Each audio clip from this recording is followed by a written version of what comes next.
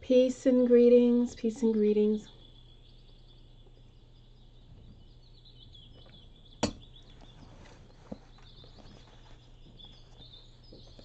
Just going to give it a couple moments as usual. Welcome, Goddess Naisha. Welcome. Good to see you. Thank you for being here.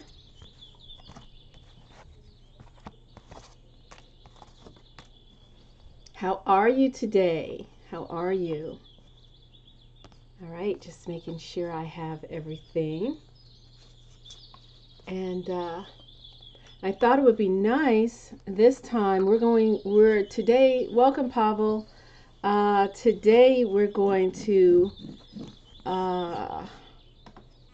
look at Gua number 41, debilitation or waning on the decline. And on the Tao Oracle, it's called decrease. And in the Wisdom Keepers, 64 Faces of Awakening, which as we know is connected to the Jing, we have anticipation. I miss my music career. I like that ankh on her nose, her third eye. So we're going to have that. And what I thought it would be nice to do today is to check out the Divine Feminine. Yes, I did, Pavel. I think you sent that to me on Instagram earlier. Let me see if I can find it. I think you sent it on Instagram, right? Let's see.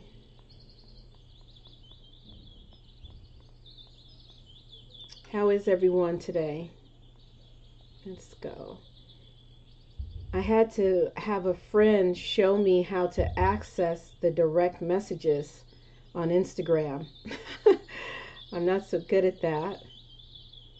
It's like I would read them and then couldn't figure out how to get back to them. Let me see. Was that by Deepak Chopra, right? Garden of my soul. In my garden, the rose opened, but I was too much in a hurry and passed it by. Love remembered me and said, I will make a rose bloom in your heart. Today, I will remind myself that my body is the garden of my soul. God and Spirit, I'm in a fog today. Give me clarity in mind and heart. Release me from my confusion, which is born of the past. Let me see everything as if for the first time.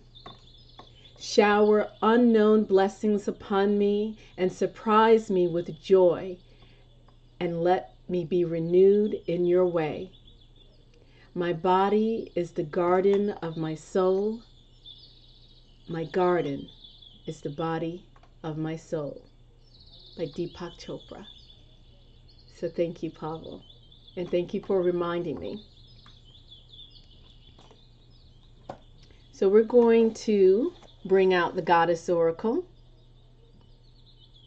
Text is by Amy Sophia Marashinsky and illustrated by Harana Janto. I think it's the first Oracle deck, or maybe the second Oracle deck I've ever purchased, I believe. No, actually it's the second, because I think I got that one in 2007 or so.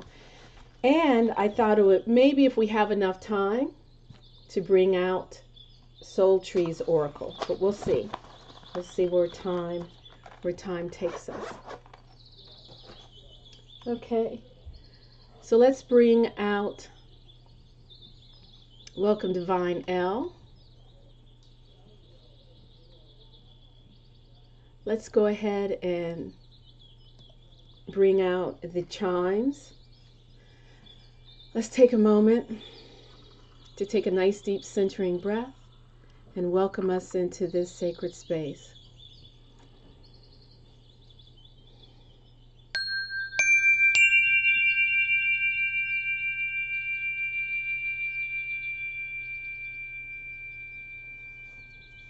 Here we go.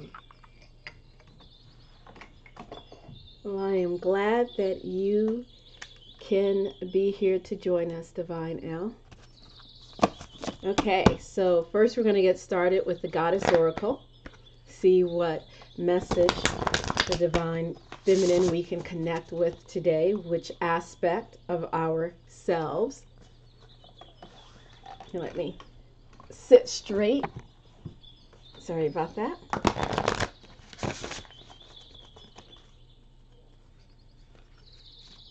Yeah, if you guys ever have any poetry you would like for me to share, or if you'd like to come on and share the poetry yourself, I'd be more than happy to have a guest. I would actually enjoy that.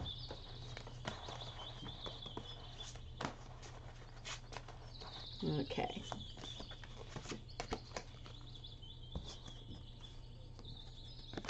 So who are we going to get acquainted with today? Let's put that there. Okay. Corn woman. Corn woman. And here, let me put my stand.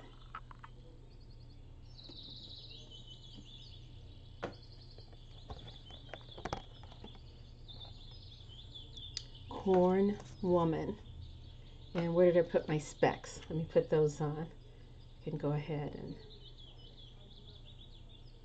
nourishment. Corn woman. We haven't met with her for a while.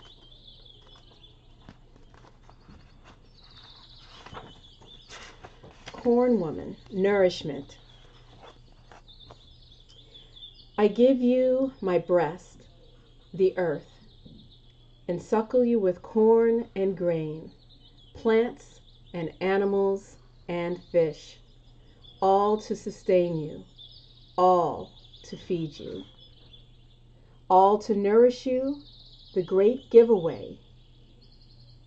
My love for you, the food, so you will live, prosper, grow, from my breast, the earth, because I love you.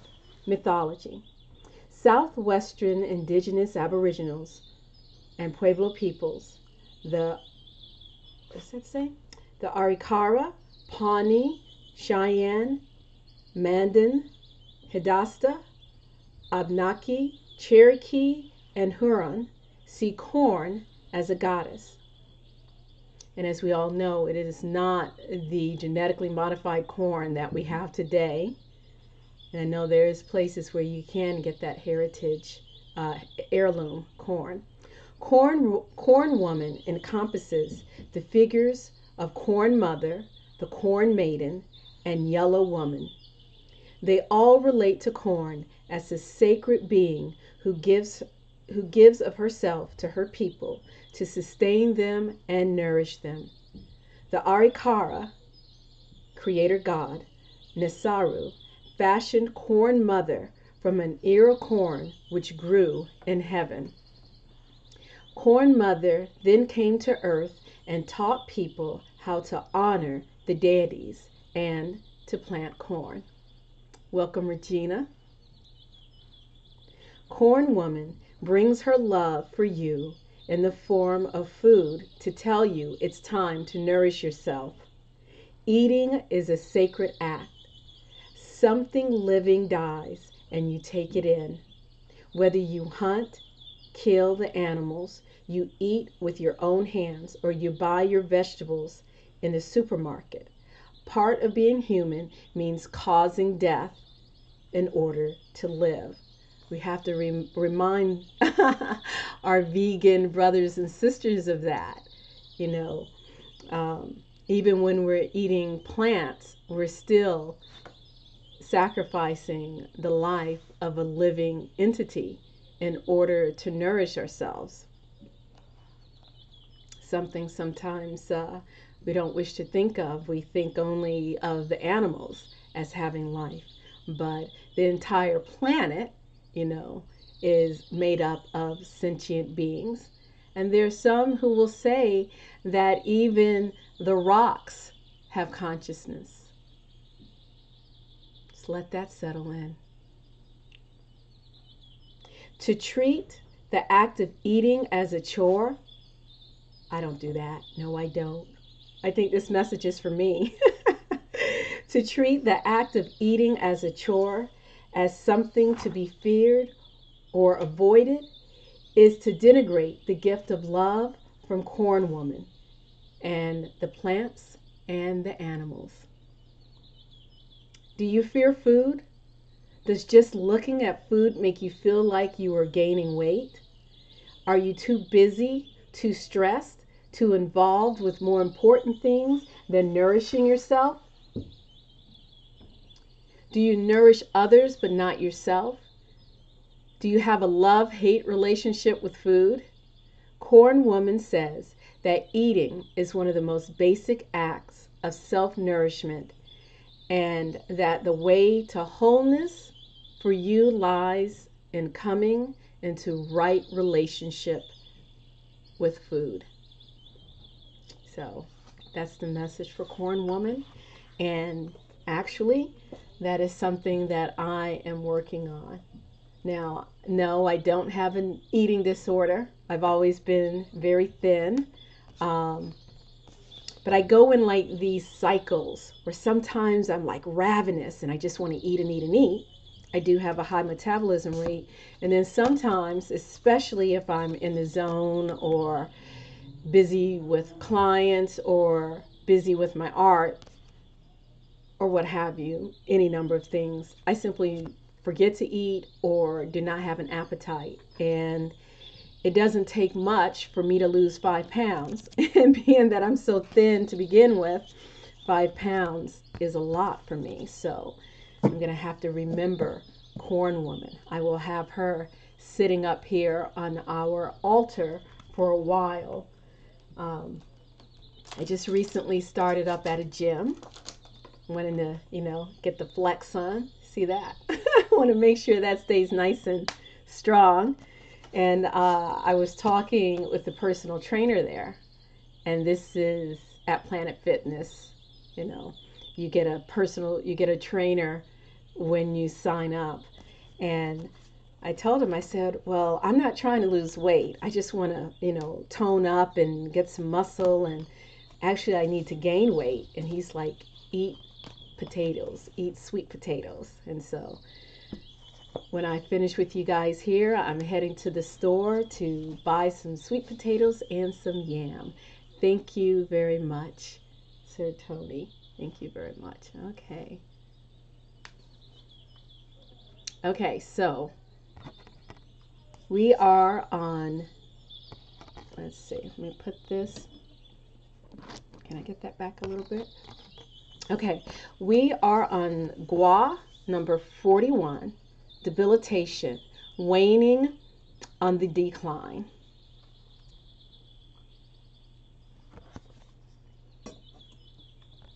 And in the Tao Oracle, which of course, as we know,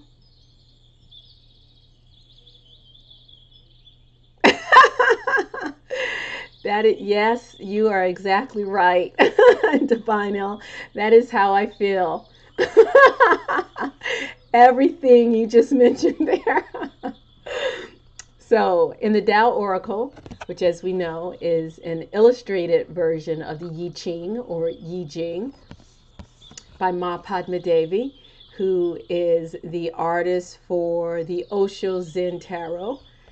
And she titles Gua number 41, hexagram number 41, decrease. And we have decline, cutting back, frugality, contraction, letting go, which I'm working on letting go a lot of my books and different knickknacks. Gaining weight on the physical and losing weight on the external physical. Less is more. Resourcefulness, a sacrifice. So we're going to look at this gua. It is mountain over lake, and we're going to look at Kursan Hong. Here, I'll just put that there. The I Ching, the Oracle. There's Professor Hong. He was an MIT professor. I think, yes, a native of, well, he was born, I guess, in mainland China, not Hong Kong. I made the mistake the other day and said that. So 41, we're going to look at his direct literal interpretation, decrease. Here you go, so you can join in with me. We have mountain over lake. Punishment is in store. Great fortune protects you. Omen of feasibility. Auspicious to go somewhere. Food is delivered to the field in 2 exquisite baskets, fit for sacrificial rites. Hold on 1 second. Just got to stretch my legs out. And as usual, we start reading the Bagua, the Gua. Well, the Bagua. We read the lower Bagua first, which is lake, and then we read the upper Bagua. And interesting. Okay, so we're going to start with the lake Bagua and with the 2 yang lines and then the yin line. On ceremonial occasions, go promptly. No troubles. Cut down on wine. Auspicious omen, but to advance brings misfortune. Do not detract from it, nor enhance it. If 3 persons go, 1 will be lost. If 1 person goes, he will find his friend. The illness subsides and soon heals, no woes. Someone is proffering a tortoise shell worth 10 double cowries. It cannot be refused. Great auspicious omen. Do not detract from it, nor enhance it. Blameless, good omen. Auspicious to go somewhere. You will gain a homeless servant.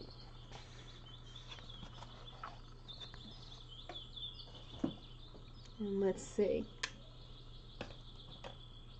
I only need the glasses to read up close, and I don't want to further take from my eyes. So let me see if I can read this on the screen without my glasses. So now we're going to look at Benabel Wynn's translation. I love the image. Isn't that a beautiful image? The image of this gua. It's really beautiful. It almost looks like either flowers dancing or fire dancing. 41, debilitation, waning on the decline.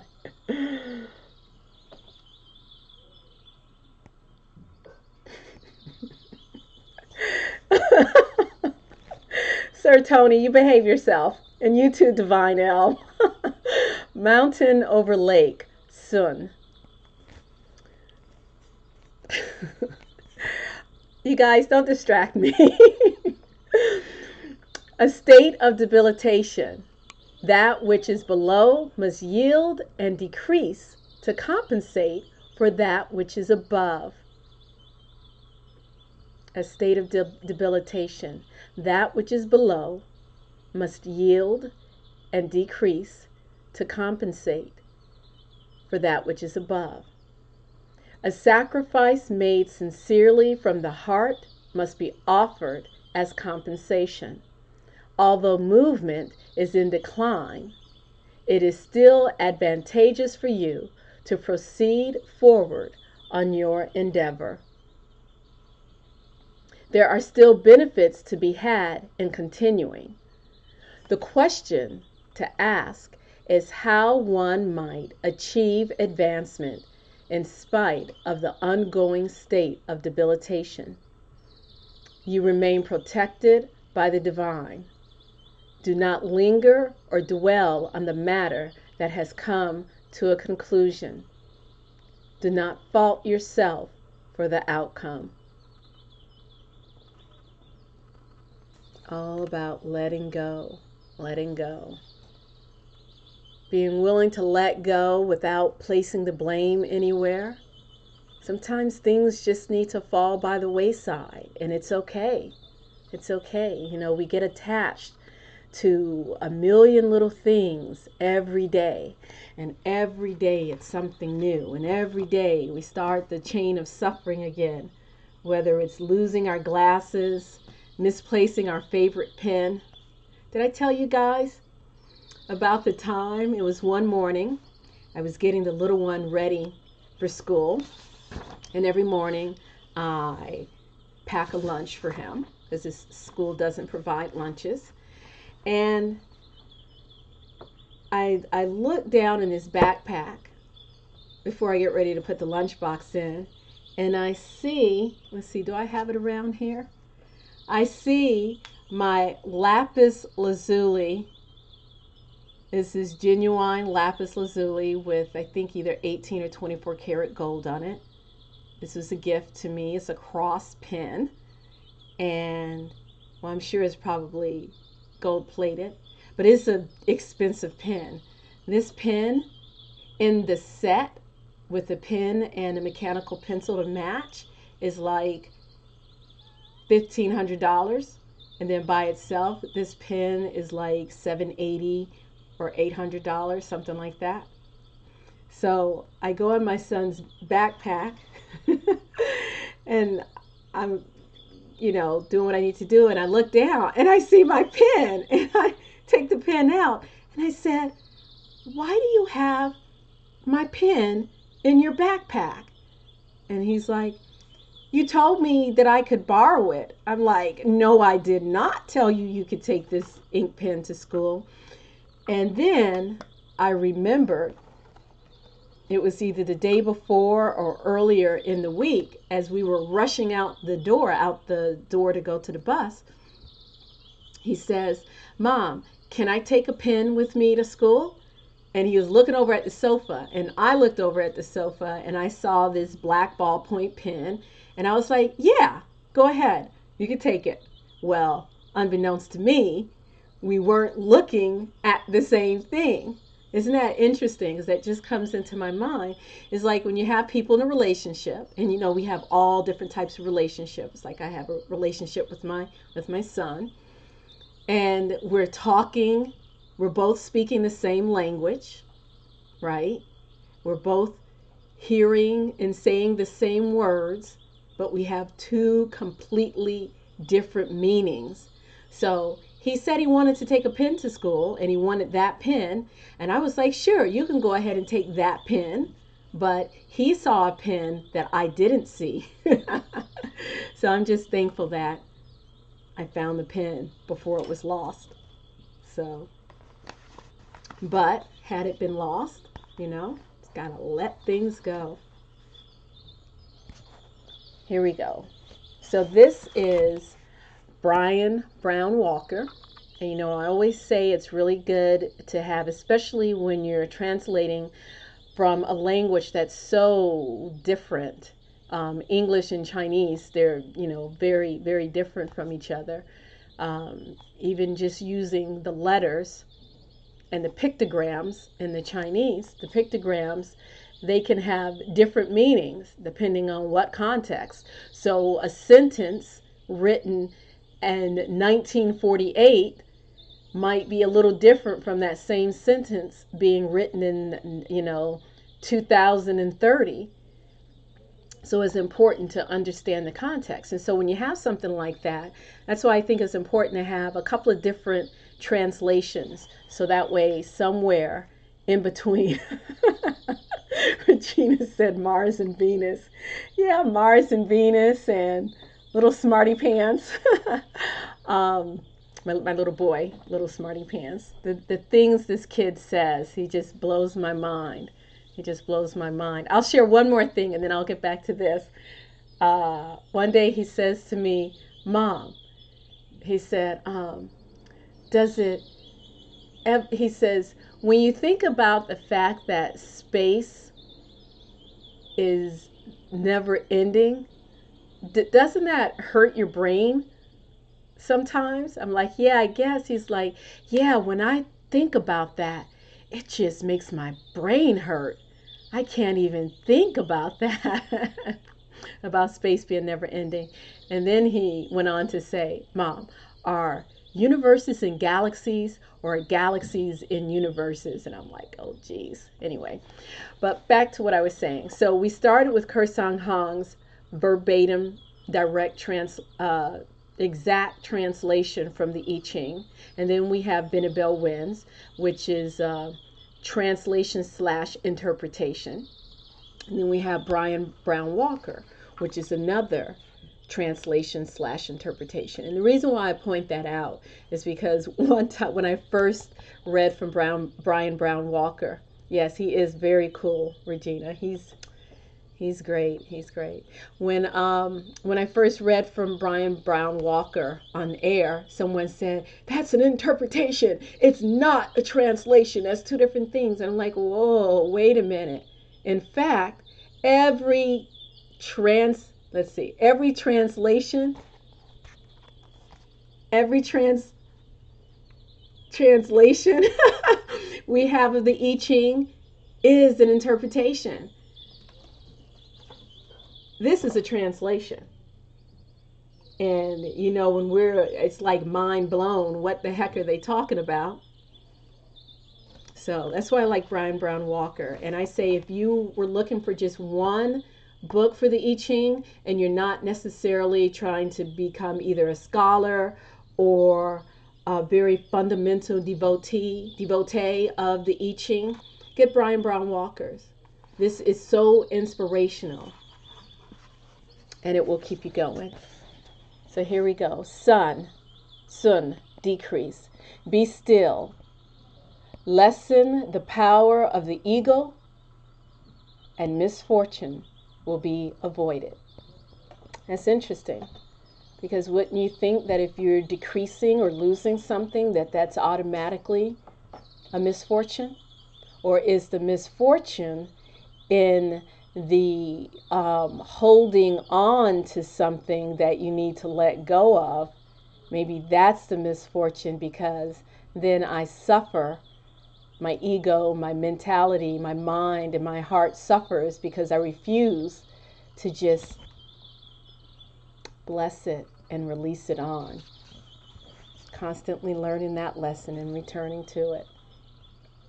So here we go. Let's see, there we go. It is a fact of life. It is a fact of life that times of decrease come upon us. Our resources are limited. Difficulty surrounds us, and our egos generate angry and unhappy emotions. Nonetheless, such times are good for us if we respond to them by quieting our egos and turning sincerely to the higher power for help. We emerge from the period of decrease stronger, healthier, and wiser. When we discover that we are unable to achieve our goals, our egos become infuriated. We are tempted to harden into anger and bitterness, to lash out, to desperately and aggressively grab for control over the situation. If we do this, however, we only push our own salvation further away. The I Ching counsels a withdrawal into stillness now. The image is that of a spring reverting to the inside of the mountain during a time of drought. By returning to its quiet center during the time of decrease, it avoids evaporating and exhausting itself in vain. God, I have been there, done that. You would be wise to follow this example, to try to force progress by arguing, manipulating, or making excuses will only bring your own downfall. Instead, disengage from your inferior elements, however passionately they seek expression, and turn to the sage for guidance and assistance.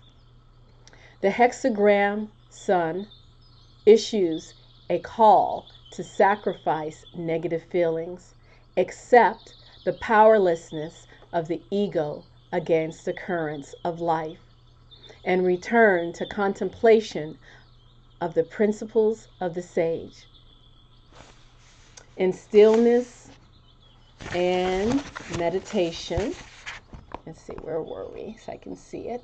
In stillness and meditation, we enrich the higher parts of ourselves and thus bring an end to the time of decrease. So there you go.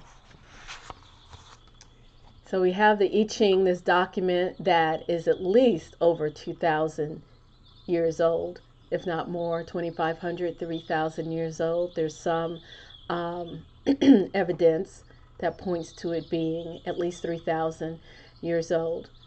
And it's still so relevant for today. So I would really encourage you, make friends with the I Ching, get a copy, especially, for devotional, for contemplative purposes, not necessarily for, casting the lots, for the divination. Get a copy of this. I mean, you can use this for casting the lots as well, because he does break down, if you notice, he does break down the individual lines. But it's so beautiful to keep returning to and returning to and returning to, because you know what? As long as we're living and we're in this human body, there's constantly things that are coming up in society, in our families, within our own selves that we have to war with, and we need to be reminded. So there you go. And last but not least,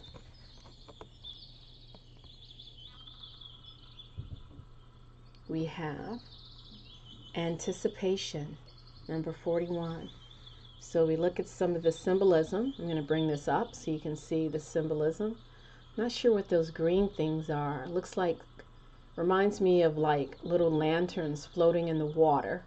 I'm not sure, but then you have that ankh.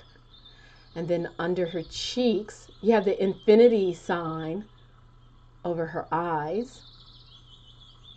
Those eyes, they almost look like they're looking at you, like they're real. Then you have the eye of Horus, or the eye of Osset, on her cheeks. And what are those other little things? Looks kind of like a lotus. They have so many different symbols. That reminds me of something, but I can't remember. And then there's Bast. Oh, it's a lot of Egyptian symbols. Then there's Bast. Basset. I've seen this symbol before. Can't remember what it is though. It's very Egyptian looking. Okay. So you got a good look at that. There you go. All right.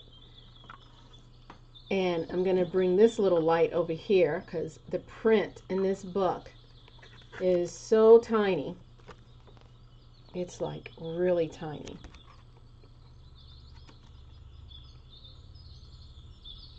Really tiny. So I'll need my glasses on.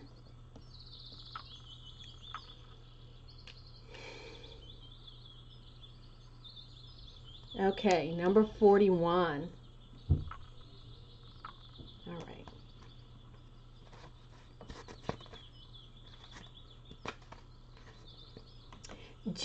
What does that say? Oh, I think that is a typo. Genius manifests whilst non-genius dreams. Ooh.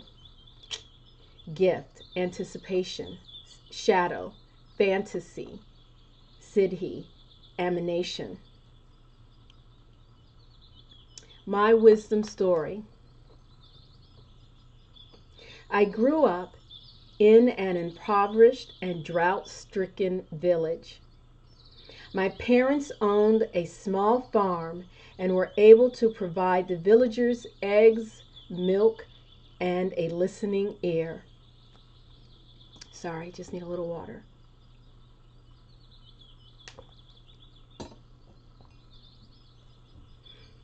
As a young child, I heard countless stories of people living lives of quiet desperation.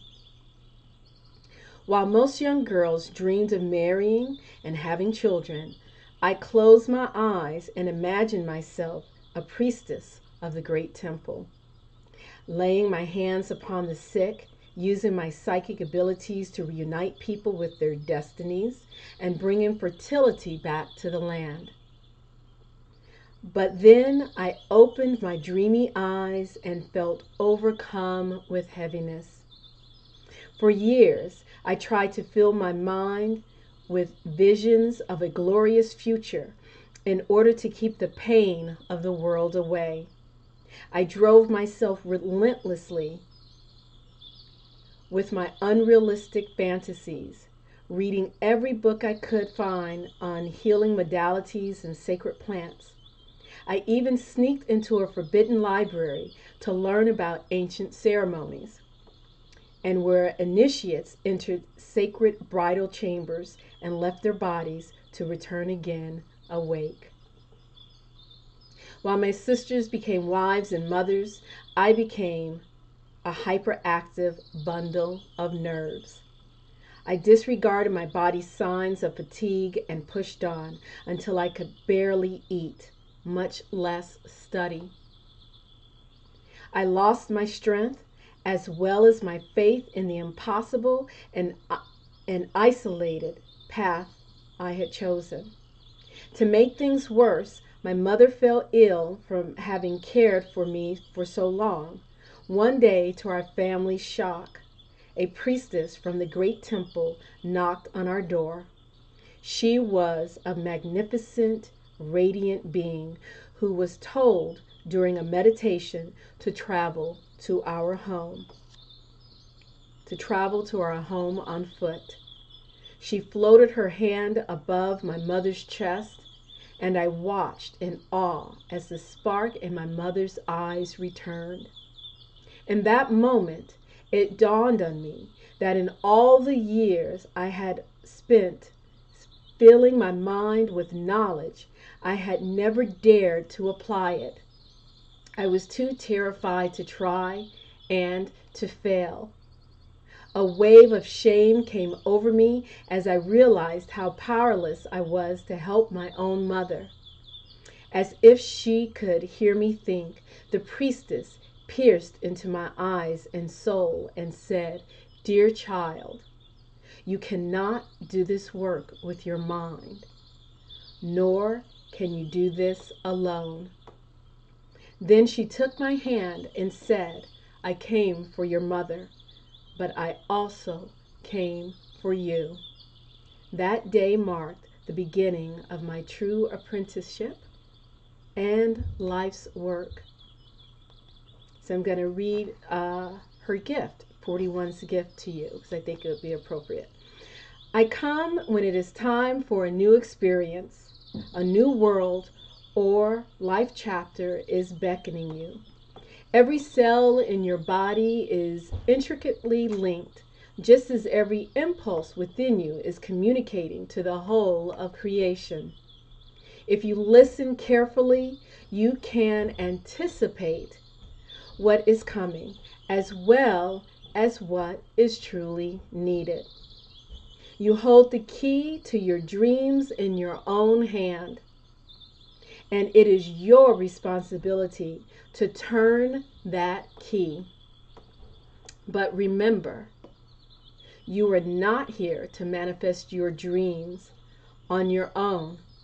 Allow others to participate and take one small step at a time. Pace yourself, ask for help, rest when you need it. Don't overdo or underdo. Do not expect things to turn out exactly as you imagine. Then embrace the thrill of anticipation. So there you go. There you go.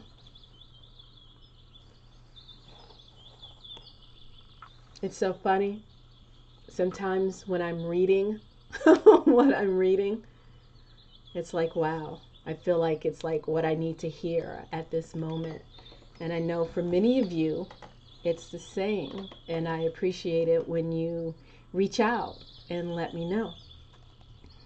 Oh, and by the way, because I know many of you I'm not connected with on Facebook, but I just wanted to let you know that on March 19th, which is next Monday, I am having a sound healing event in my office, in my studio, office, studio, however you want to say it.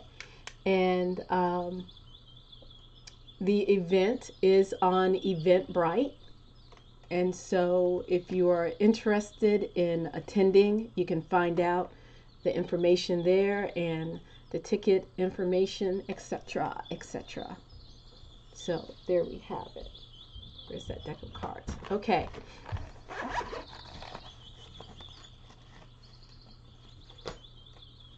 Who would like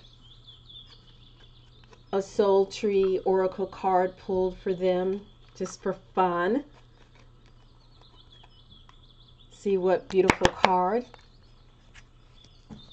If you want one, whoops, me, awesome D.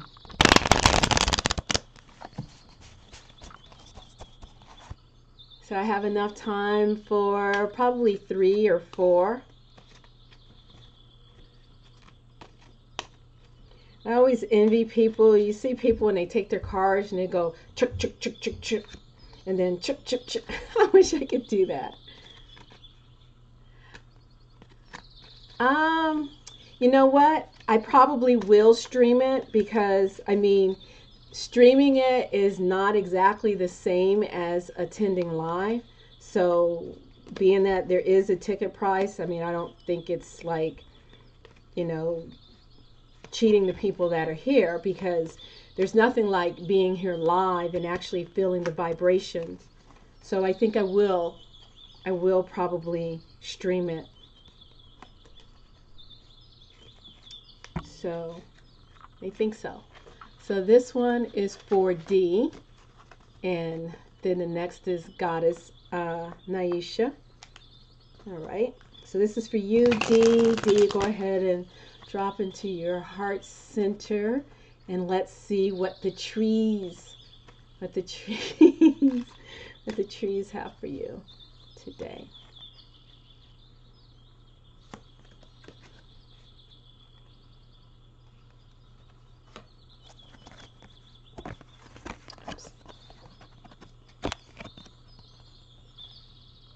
Possibilities.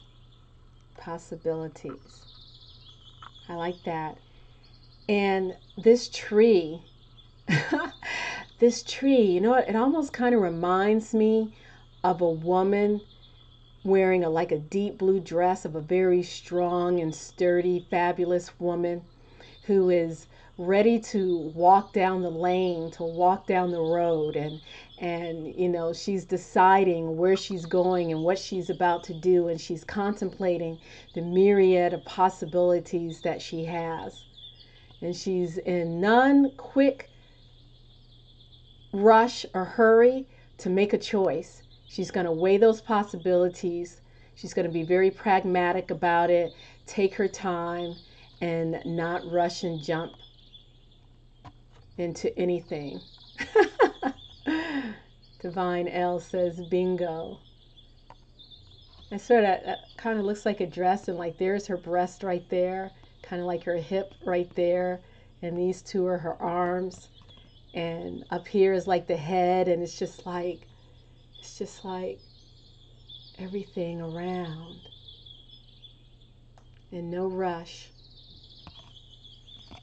So that's for you, Divine L. Okay. So who is next? Goddess Naisha.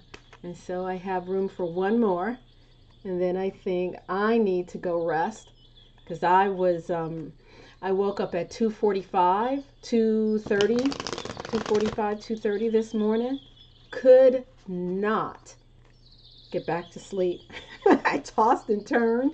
Then I had to be up at 6, to get the little one off to school.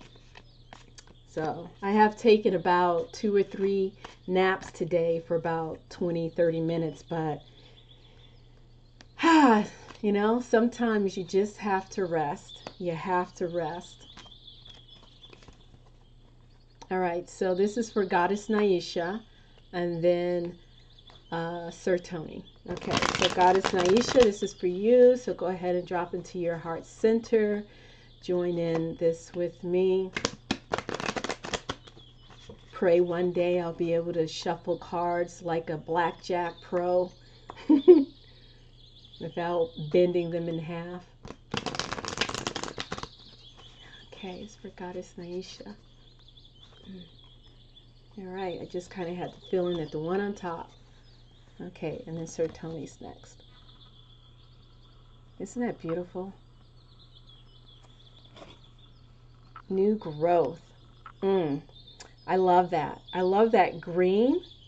My nose has been itching a lot lately. Maybe because spring is coming.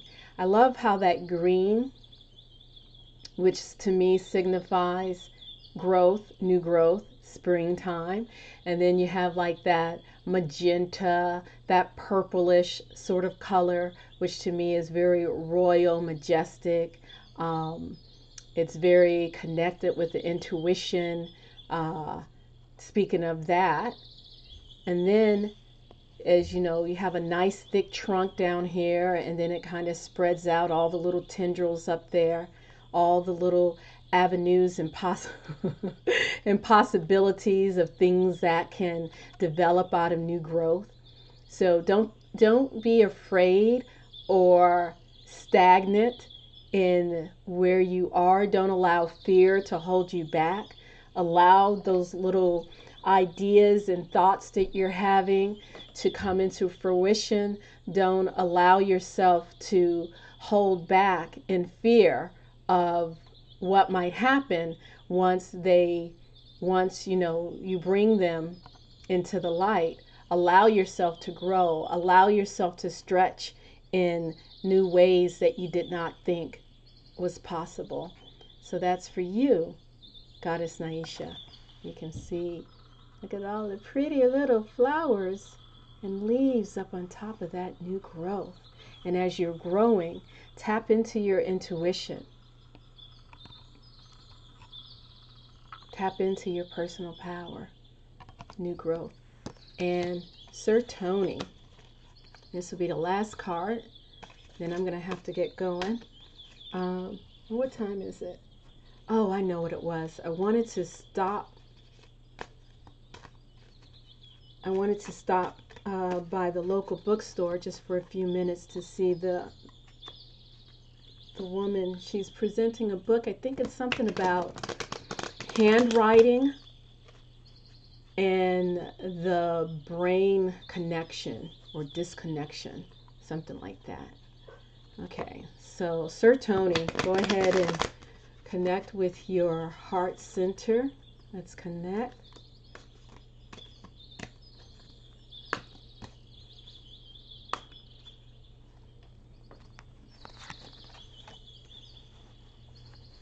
And here is a message for you, Sir Tony.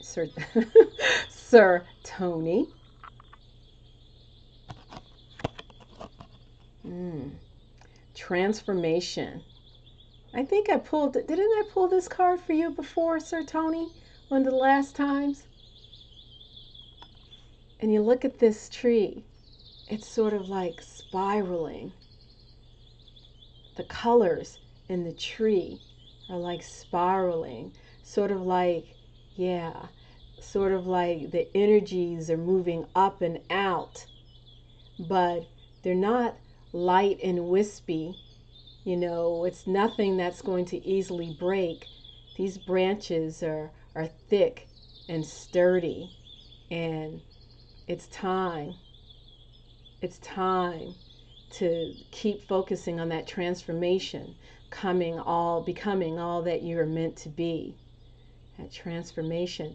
And I like the use of the color yellow, which is almost kind of like a yellowish orange for the solar plexus. Yellow solar plexus, which is like your seat of your identity, and also the sacral chakra, which is, you know, that fire of creativity, passion and creativity. Divine L says he is awakening. It's a transformation. It is heavy, and not heavy in a really awful, sluggish, dense sense, but heavy in a way that as you're going about it, you're making sure that you stay grounded. Transformation in a very pragmatic sort of way, not an airy-fairy sort of, you know, whatever. Staying grounded, staying connecting to your intuition as well as your fire. You know, you have good connections with your roots, so really work on those lower chakras and connecting it with your intuition and bringing them both, all of it together for your transformation. So there you go. And what happens when you transform? Look at those beautiful, wispy little flowers. All sorts of beautiful things are happening for you when you allow that transformation, that energy to truly flow through you without blocking it. I like this particular branch, how it's wrapped around that. That's a very beautiful tree. So there you go. That's for you, Sir Tony. All right, guys. I'm going to have to get ready to go.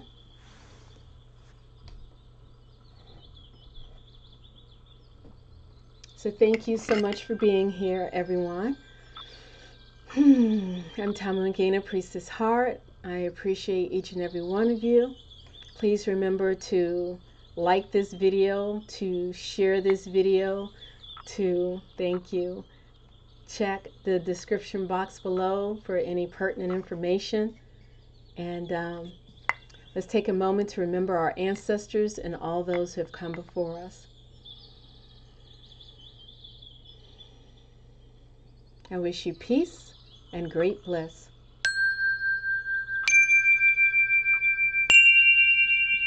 Until next time, keep going, keep going, keep going. Much love and bye-bye.